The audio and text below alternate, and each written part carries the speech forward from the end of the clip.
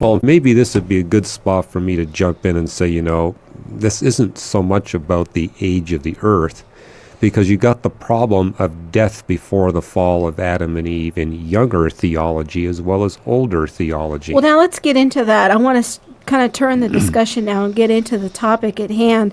And I want to just lay out some questions here on the table that we're going to go through as this recording. But once we start talking about the whole issue of death before the fall, a whole panoply of questions pops up. And, was there animal death before the fall? How do we account for the fossil record?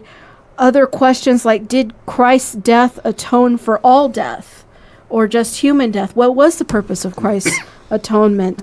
What are the parameters of Christianity or orthodoxy about Christ's death? Was there death in the Garden of Eden? If so, what kind of death? How could death be part of God's very good creation, as he pronounces it in Genesis 1? Even things to the laws of physics. Did the laws of physics change after the fall? Were they different before the fall than after the fall?